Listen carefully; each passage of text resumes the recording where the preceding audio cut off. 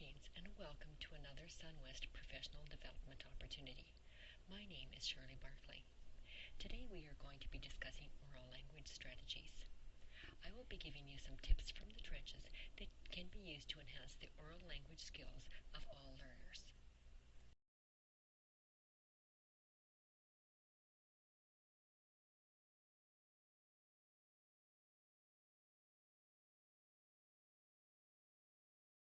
The purpose of today's webinar is to give you a brief overview of the importance of oral language development in the lives of all students, whether they be EAL learners or have English as their native language. I will outline some oral language strategies that you will be able to use in your classroom without a lot of preparation, and I will show you where you can find a handout of more than 50 oral language strategies. Research shows that if students don't have strong oral language, they won't be able to learn to read and/or process what they are reading. It doesn't matter whether they are EAL learners or have English as their first language. In order to become proficient, engaged language users, they need to talk. Here are oral languages top 5. Talk soon, talk often, have repeated practice, model it for your students, and celebrate successes. Oral language instruction should be systematic and structured. It should contain vocabulary development that is relevant, rigorous, and rich, and it should include explicit practice of key grammatical forms that are embedded in the functions of language. Modeling is very important. It is important also to talk about grammar within the context of good literature. Students should be involved in meaningful tasks at all times. Oral language instruction should support language practice in an engaging and meaningful context presented by the teacher modeling and guiding language structures. You should provide multiple opportunities to practice language involving interactive and task-based activities.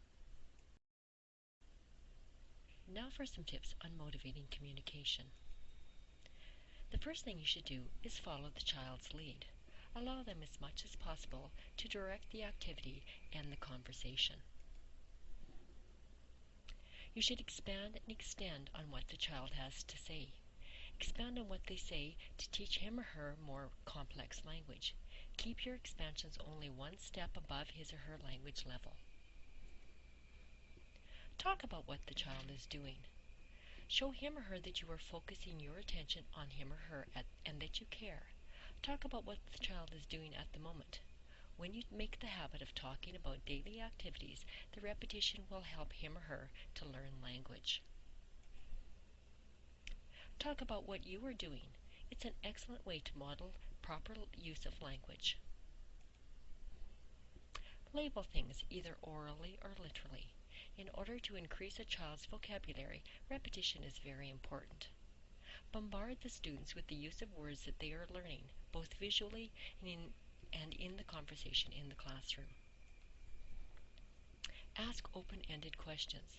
Avoid questions that have a yes or no answer. Ask questions that allow the children to practice language. This also encourages language development and thinking skills. As part of this presentation, I have compiled a handout of 50 oral language activities. Unfortunately, I won't be able to talk about all of them here today because there's simply not enough time. I have picked a few must-dos to share with you today. Entry slips are an excellent way to promote oral language. Entry slips are the opposite of exit slips. Exit slips are the ticket to leave at the end of class. Entry slips are the tickets to enter. Each student brings one word to class that they believe that the class should learn. This could be a word from conversation, the newspaper, advertisements, their readings, any place like that. Students may give the entry slip to the teacher upon entering or write the word on the board as they enter. The teacher then selects 2 to 3 words from the entry slips, and the student who brought it in would explain where the word was found and why he or she thinks the class should learn it. Think, Pair, Share is a way of increasing student practice and participation. The teacher asks a question. Then the students think about their answers and turn to a partner and share their idea. This is a useful strategy to maximize student participation and utilize class time efficiently. It's a great strategy because it involves all students. Everyone gets the opportunity to speak in a less non-threatening environment than what the whole class would be. It encourages even the quieter students to talk, not just those who readily volunteer. We all know that they are the ones that least need the oral language practice. Another idea is to have students keep vocabulary notebooks or vocabulary logs. Words, definitions, and graphic representations can be listed in any order on alphabetically organized pages, sort of like the spelling dictionaries that many teachers use in their classrooms. About twice a week, engage the students in activities that help them interact with their notebook words. Some examples might be using the words in a sentence, do an I'm thinking of activity that requires the students to describe the words to a partner and then have them guess, have them draw the words. There's lots of ideas for this one. The more often the words are reviewed and used, the better the chance is that the student will have of storing them in their background knowledge and thus remembering them. The word box is a favorite of many teachers. Take a shoebox and decorate it nicely. Put it somewhere in your classroom that's easily accessible. Have the students add new or interesting words to the box. During a lull in the classroom instruction, pull out a card from the box and talk about it. Make sure that you share your new words too. Telly the Share Bear is a little bit like the Flat Stanley project that many teachers have tried, but with an oral language focus. It is a great alternative for that show and tell time that can get to be simply a showcase of the toys that the students have brought from home. This strategy takes away from the idea that some students are reluctant to share things because they don't think that they have anything that's good enough that they would like the other kids to see. It puts everyone on the same playing field. It allows for great discussions in class. The other students will want to ask many questions, and most importantly, it involves family. It gets them talking as they complete the journal together. The mystery bag is a terrific alternative to show and tell. The student brings something to school to share with the class and puts it in the mystery bag, which is a cloth bag with a drawstring at the top. Then the student gives clues about the object to the rest of the class. The clues would vary according to the age of the students. An alternative to this would be the object box or a feely bag, which is simply an ordinary box or bag that is large enough to contain a number of simple, familiar household and school objects. The students use their oral language to guess what they are touching.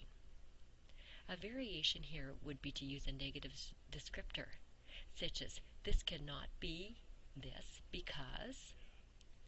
Another variation is the stuffed animal mystery. One child fills a pillowcase with familiar stuffed animals. She tells the other children to close their eyes or face in the opposite direction. Then she takes an animal from the pillowcase and hides it from view under a box. She tells the other children to open their eyes or turn around. She uses words to describe the mystery animal without naming it. The other children listen, and as the descriptions are given, they ask questions that will help them to identify the stuffed animal. After the stuffed animal is identified, another child takes a turn selecting an animal and describing it to the other children. This can be used with vegetables that would be eaten at snack time, toys, objects, or equipment around the classroom. There are lots of benefits to doing readers' theaters with your students. They provide opportunity to practice fluency and oral expression in a safe, manageable environment. It enhances oral expression, refines speaking skills in front of the audience, and develops group social skills.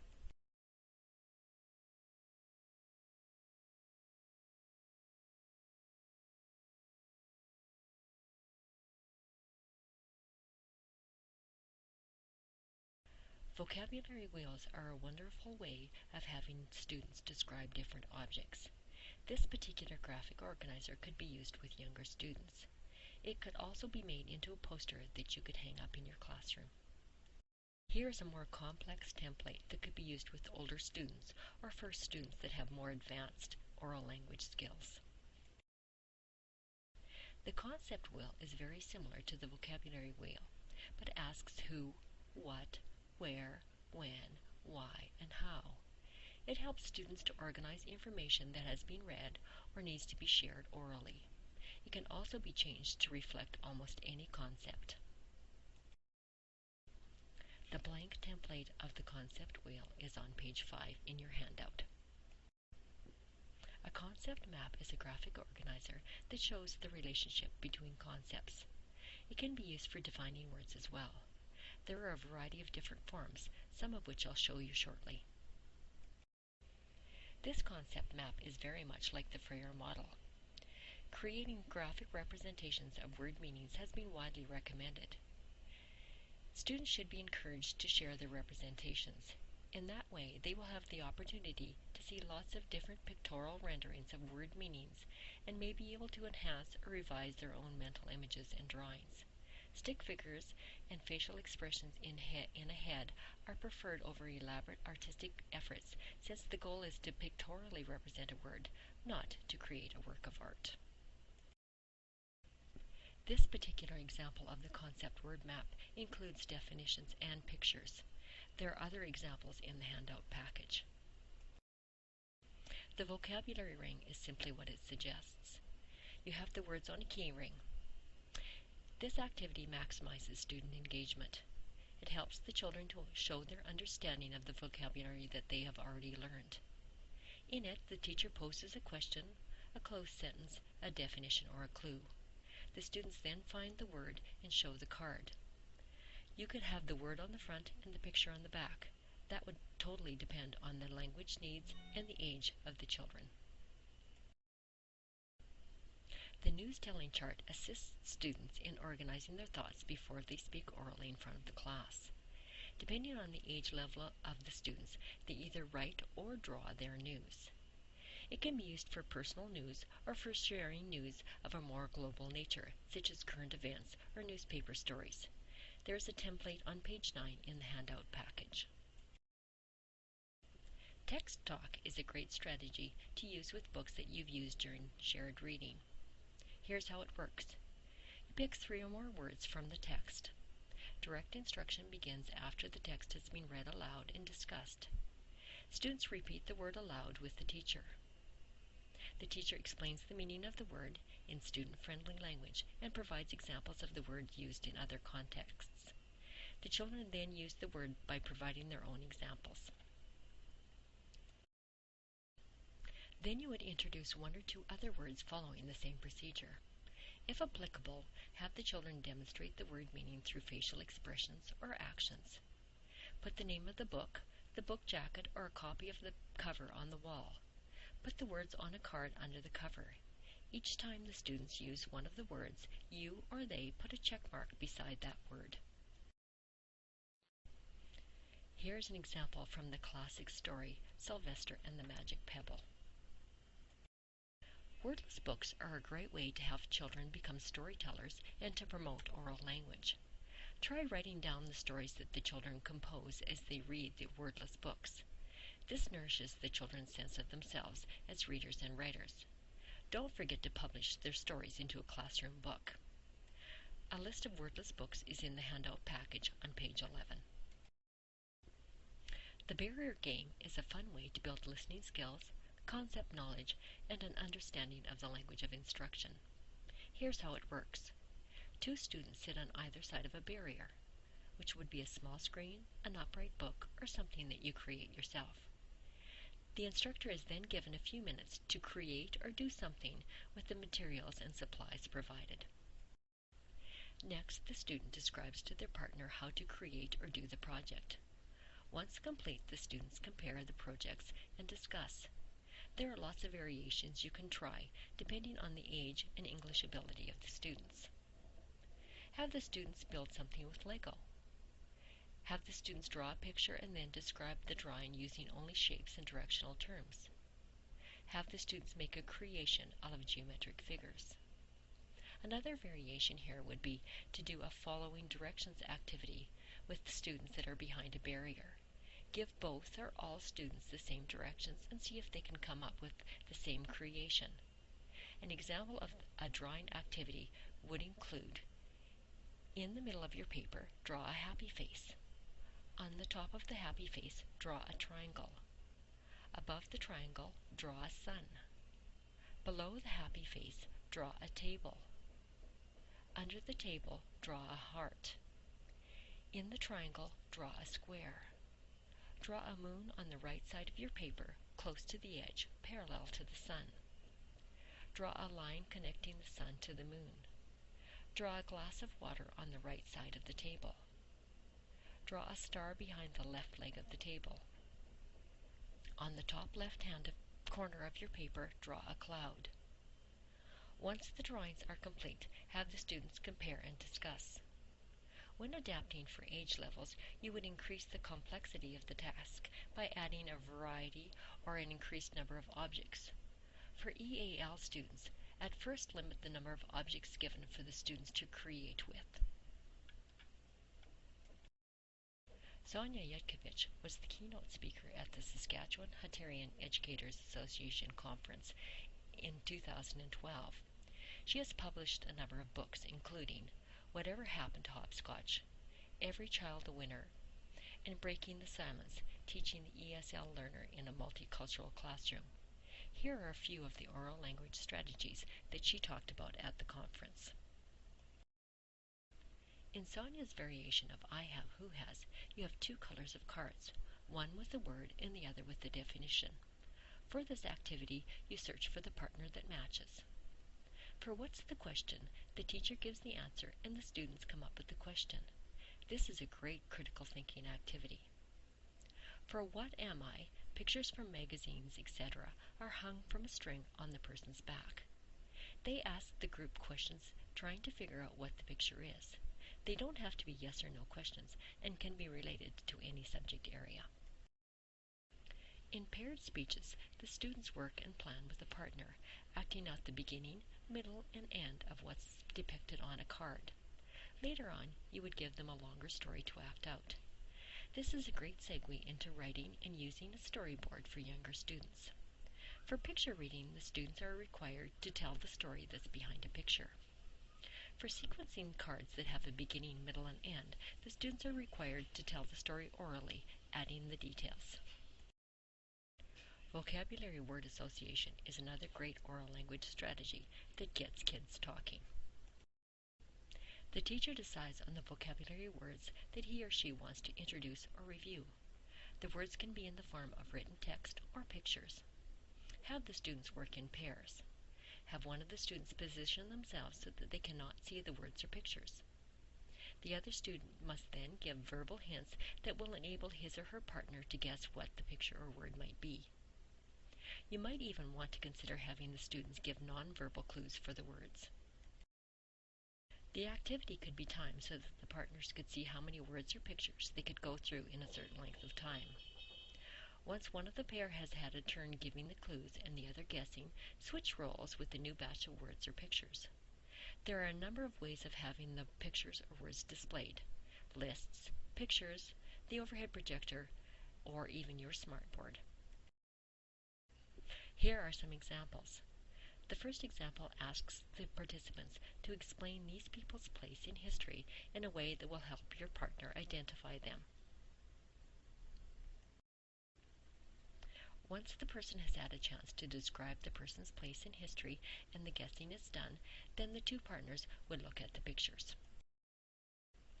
This activity can be used in any subject area. For this particular one, you are asked to describe math concepts in a way that would help your partner to identify them. Of course, the pictures that you use would depend totally on the age of your students and the concepts that you're teaching. This activity asks the participants to describe the location of the Saskatchewan communities relative to other places. In order to describe the location of these communities relative to other communities in Saskatchewan, you would have to use directional terms. This is a great oral language activity. This is a great activity for our kinesthetic learners. You would have to use nonverbal means to help your partner identify these Canadian icons. I'm sure it brings a smile to your face when you consider the nonverbal possibilities here. Relay talk, or one-on-one communication, is an activity that gives students practice in expressing themselves orally in an informal situation. It can be used with any academic topic or a classroom situation that a teacher creates. What you do is organize students into two equal lines with each student facing a partner. You designate one line as the moving line while the other line is the non-moving line. The teacher poses a question and gives the students 2 minutes to discuss it with the person immediately across from them in the other line. An example might be to have the partners talk about the relationship between two things. When the time is up, the first person in the moving line will then go to the end of the line while everyone else in that line moves one space and faces a new partner. The teacher poses a new question which could be related to the first question. This activity could be both a collaborative activity, and your questions could also bring in the critical thinking piece. A great activity to support the 21 CCs. The suggestions here would be to have the students discuss the question with two different partners. Repeat the process with 3 or 4 questions. Ahead of time, you could also have the students help you prepare the questions. 3, 2, 1, go is another way to support collaboration and critical thinking. This activity gives students practice in expressing themselves orally in a more structured way. It can also be used with any academic topic or in any situation. Write on the board 3 open-ended questions about a topic. Follow this pattern. Share 3 examples of habitats. Talk about 2 ways that an animal adapts to its habitat. Discuss 1 way that human beings adversely affect animals' habitats. After you review the questions, organize the students into small groups and ask each group to take about 5 minutes to answer the questions. Then you call upon groups to share 1 statement for each of the questions. This is a great way for synthesizing information. For a mile a minute, the students are put into 2-person teams. One person is designated as the talker and the other one is the guesser. This is like vocabulary word association. The talker faces a list of words and tries to get the guesser, whose back is towards the words, to say each of the academic words being studied by quickly describing them without saying any of the words in the category title or using rhyming words. For example, the word animal may not be said. For a mammal, however, the talker may say, "These are living things that give birth to live young." Examples are horses and monkeys. The talker keeps describing, talking, and pantomiming until the guesser identifies the term, then moves on to the next term until all of the words have been named. When the list is finished, the hands of the team go up and winners are identified. For the next round, the team members switch roles. If desired, you may limit the time each team has to 1 minute. Here are some examples to get you started. You might talk about types of animals in science, shapes in math, parts of speech in ELA, units of measure in math, or topics about Canada in social studies. The strategy of Give One, Get One allows students to talk about topics of interest or a topic that you might be studying in class. It can also be used as a review activity for the end of a unit or lesson. There are a variety of ways that you can implement this strategy. First of all, come up with a topic. For example, it might be insects. Have the students write in one of the squares information that they know about insects.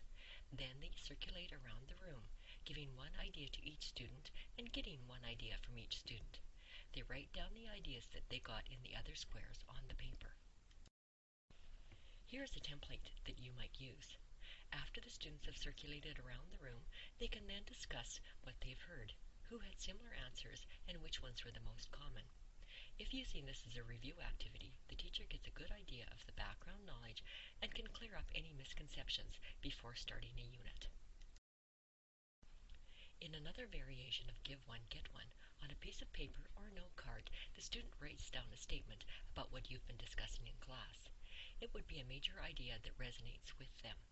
Then they get up from their spot and find a partner with whom they spend 1 or 2 minutes sharing their idea. Their partner shares their idea as well.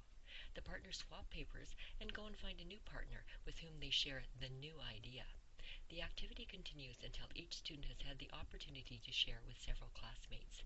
This strategy is great as it gets the students talking and listening, as they know that they have to present the new ideas to someone else. When using this strategy with older students, the teacher would give each one a give one, get one grid. Then the students would circulate around the room, getting classmates to talk about the topic. A brief summary of each person's major point is written on the grid.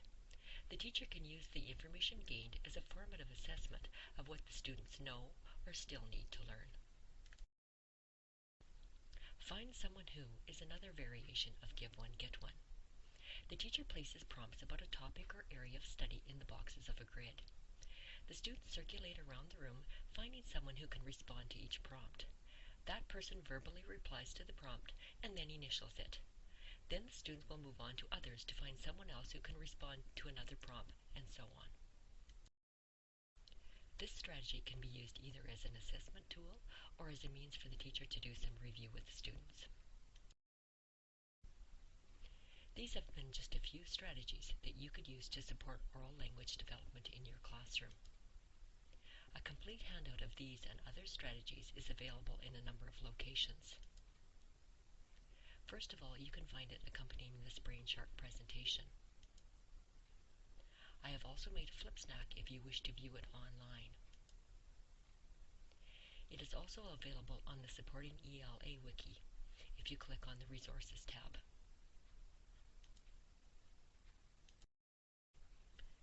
Thank you so much for taking the time to view this presentation.